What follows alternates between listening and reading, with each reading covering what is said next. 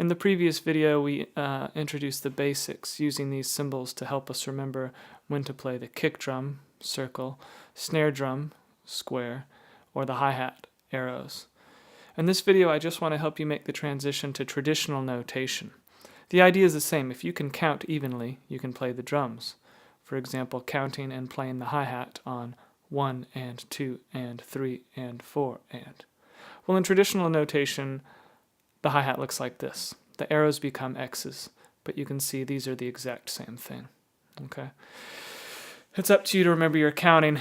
In traditional drum notation, the 1 and 2 and 3 and 4 and won't be written there for you. The snare drum, we used squares to help us remember snare.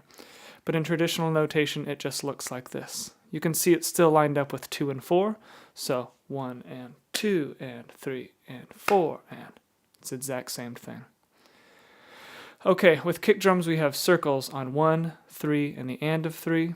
Have a look here. We just write it on the bottom in traditional notation. So you do have 3 layers here, right? Up at the top, using X's, we have hi-hats, which formerly were arrows. In the middle is a snare drum, played on 2 and 4. And at the very bottom are our kick drums. So if you just compare these two, you can see they're the exact same thing. The old way we learned with, and the traditional notation. Here's the drum beat.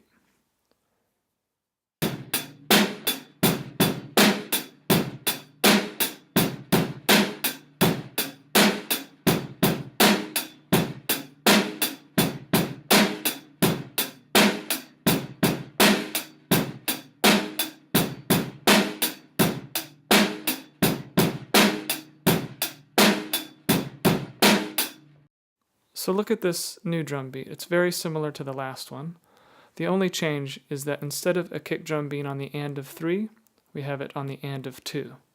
1 and 2 and 3 and 4 and 1 and 2 and 3 and 4 and. Have a listen.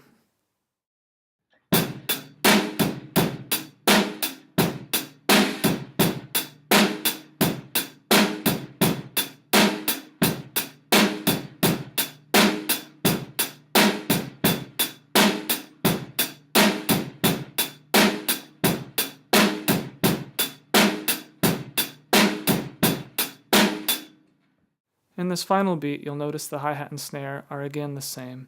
It's only the kick drums that have changed a bit. I do want to make note of this little squiggle mark. This is a rest. It simply indicates that no drums are being played there. You'll have more time to learn about rests as you go along, but for now I think you get the idea. Have a listen to the beat and try it for yourself.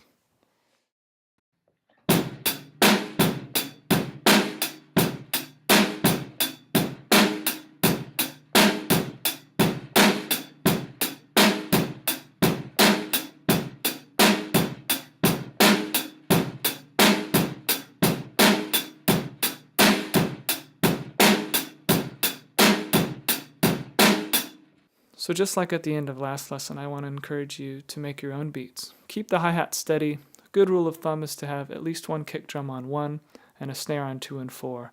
Other than that, move around those kick drums and see what you can come up with, okay? Practice hard, guys.